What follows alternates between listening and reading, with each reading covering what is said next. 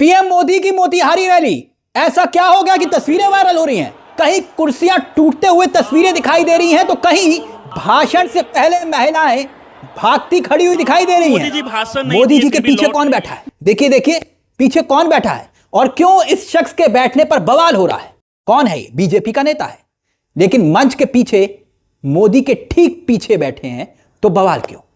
Rally की ऐसी ऐसी तस्वीरें जो देश का होनहार मीडिया नहीं दिखा रहा, मगर हम आपको ग्राउंड जीरो के हालात आपको दिखाएंगे।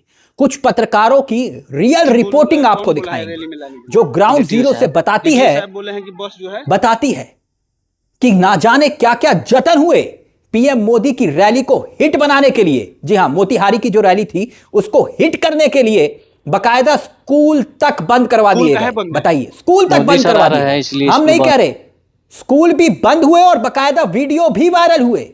दिखाएंगे आपको। स्कूल बंद कर दिए गए ताकि स्कूल बसों में भरकर स्कूल बसों का इस्तेमाल करके मोदी जी की रैली के पंडाल को भरा जा सके। मगर फिर भी जनता नाराज दिखाई दी, मगर फिर रैली में भीड़ क्यों नहीं जुट पाई? और ऊपर से यह कि मोदी जी के सामने काले झंडे दिखाए गए। देखिए, मोदी जी यहां घोषणा का पिटारा खोल रहे थे और जनता युवा उन्हें काले झंडे दिखा रहे थे। तो ऐसा क्या हुआ मोदी की रैली में, जहां तक सिर्फ मोदी फीते काट रहे थे, जहां पर फीते काट रहे थे, और दूसरी तरफ उसी पंडाल में गदर मचा हुआ था, कुर्सियां चल रही थी। तो ऐसा क्या हुआ? पूरी की पूरी दास्तान को समझिएगा, सिलसिलेवार करके एक एक करके हम आपको बताएंगे। प्रधानमंत्री नरेंद्र मोदी बिहार के दौरे पर गए, क्योंकि आप जानते हैं जहां जहां चुनाव होते हैं वहां वहां पीएम मोदी अपने आप प्रकट हो जाते हैं, प्रचार के लिए पहुंच जाते हैं। जैसे कि पिछली बार आपने देखा था कि पहलगाम में आतंकी हमला हुआ था, लेकिन प्रधानमंत्री कश्मीर नहीं गए, वो गए कहां? सीधे बिहार। हंसते मुस्कुराते हुए नरेंद्र मोदी की नीतीश कुमार के साथ तस्वीरें खूब वायरल हुई थी तब। और अब तस्वीरें तो आपको याद होंगी, लेकिन वो बयान भी याद होगा, वो डायलॉग नहीं, माफ करिएगा, बयान, जब उन्होंने कहा था कि मेरी रगों में गरम सिंदूर टाइप का एक बयान दिया था, वो भी बिहार की धरती पर ही दिया था। मगर अब ऐसा क्या हुआ? शुक्रवार का दिन था, पीएम मोदी मोतीहारी पहुंचे, सोचे कि शानो शौकत के साथ स्वागत होगा। मगर जब पहुंचे तो उनके आने से पहले और उनके आने के बाद बहुत कुछ घट गया। भाजपाइयों ने सोचा नहीं था, यही सोचा था कि मोदी जी आएंगे, बिहार में करोड़ों की सौगात देंगे, मस्त फोटो खिंचवाएंगे। पीएम 7200 करोड़ रुपए की योजनाओं के जब फीते काटेंगे तो मस्त माहौल बन जाएगा, लच्छेदार भाषण देंगे, जनता ताली बजाएगी और घर की ओर लौट जाएगी। मगर हुआ क्या? हुआ ये, पहले एक तस्वीर आई, सिलसिलेवार बता रहे हैं आपको, सिलसिलेवार, जिसमें एक पत्रकार स्कूल बस ड्राइवर से पूछते हैं कि बस लेकर कहां जा रहे हो? स्कूल काहे बंद है? तो बस ड्राइवर कहता है मोदी जी की रैली में। पत्रकार पूछते हैं क्यों, स्कूल बंद है क्या? बोलते हैं हां, सारे के सारे स्कूल बंद हो गए हैं। और स्कूल इसलिए बंद किए गए ताकि रैली में भीड़ इकट्ठी की जा सके, यानी स्कूल बंद ताकि पंडाल में जनता को लाने के लिए बस लगाई जा सके। चलिए, एक तो स्कूल बंद, अब आगे क्या हुआ? आगे हुआ ये कि मोदी जी की रैली में मोदी जी के आने से पहले महिलाएं भागती हुई दिखाई, तस्वीरें। अब महिलाएं क्यों भाग रही थी? पत्रकारों ने पूछा कि दीदी क्या हो गया, कहां जा रही हो? तो महिलाओं ने बताया कि भाई मोदी जी के आने से पहले ही हम जा रहे हैं, पीने के पानी तक की व्यवस्था नहीं है, खूब परेशान हो चुके हैं। उन पत्रकार ने कहा कि मोदी जी को तो आने दो, बोले ना ना ना ना, हम जा रहे हैं।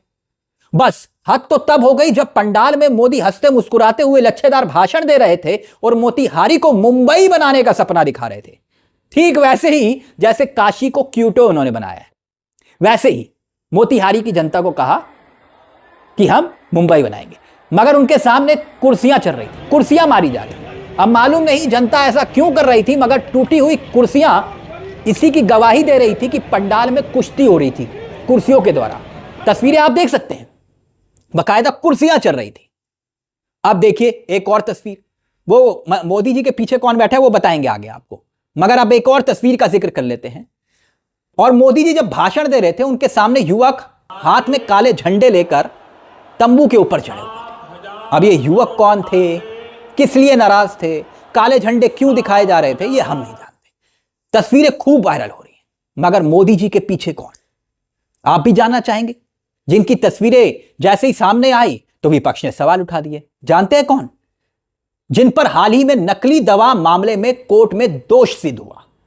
यह है बीजेपी के मंत्री जीवेश मिश्रा। जी हां, जीवेश मिश्रा जो है वो मोदी जी के मंच पर, मोदी जी के ठीक पीछे बैठे हैं। इसको लेकर सवाल खड़े हो रहे हैं। कहा जा रहा है, देख लीजिए बीजेपी का चाल चरित्र और चेहरा। दरअसल राजस्थान की राजसमंद कोर्ट है और कोर्ट ने मंत्री जी को 15 साल पुराने एक मामले में दोषी करार दिया। पिछले महीने ही उनको दोषी करार दिया, आरोपी नहीं दोषी।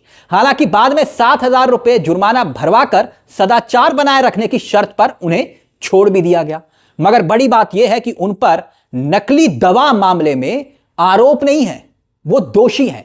और वही शख्स सीधा पीएम मोदी के पीछे बैठा है मंच पर, यानी कि जीरो टॉलरेंस की सरकार। यानी कुल मिलाकर तस्वीरें बता रही हैं कि मोतीहारी की रैली में गजब हो गया। यहां सब कुछ था, मगर नहीं था तो पीएम मोदी का मोतीहारी में किया गया वो पुराना वादा कि यहीं की चीनी मिल से चाय पिएंगे। खैर वो तो गुजरे जमाने की बात है। कुव्यवस्था, झूठे वादे और धक्का मुक्की को लेकर महिलाओं के साथ जो आक्रोश दिखाई दिया महिलाओं का, उसको लेकर एक भी जिक्र नहीं था। जहां ये तस्वीरें बताती हैं कि आशा जीविका कार्यकर्ताओं पर अधिकारियों ने भारी दबाव बनाकर बड़ी से बड़ी संख्या में बसों में भरकर मोतीहारी पहुंचने के लिए कहा। ये तस्वीरें गवाही देती हैं, पर वहां किसी भी तरह की कोई व्यवस्था नहीं थी। किसी ने उनको पूछा नहीं, इसलिए महिलाएं भी नाराज होकर चल पड़ी। ये तस्वीरें बता रही हैं कि मोतीहारी में भले ही नरेंद्र मोदी चुनाव के पहले कितने भी फीते काट लें, वो बिहार तो पहुंचते हैं, 35 मिनट का भाषण भी देते हैं, मोतीहारी को मुंबई तक बना देते हैं भाषण में। लेकिन तस्वीरें बता रही हैं ये ट्रेलर है, पिक्चर अभी बाकी है। यानी इस बार बिहार में राह इतनी आसान दिखाई नहीं दे रही जितना मोदी शायद समझ रहे हैं, या भाजपा जितना समझ रही थी। तो क्या इन तस्वीरों को लेकर आपकी भी कोई राय है तो हमें कमेंट बॉक्स में जरूर बताइएगा कि आप क्या सोचते हैं इन तस्वीरों को लेकर, और क्या वाकई में इस बार बिहार में कुछ बड़ा होने वाला है। अपनी राय हमें कमेंट बॉक्स में जरूर बताइएगा। और चलते चलते एक दरख्वास्त, हमारे इस चैनल को सब्सक्राइब सिर्फ वही करे जो सवाल पूछना जानता है, क्योंकि यहां कलम गुलाम नहीं है। नमस्कार, जय हिंद, जय भारत।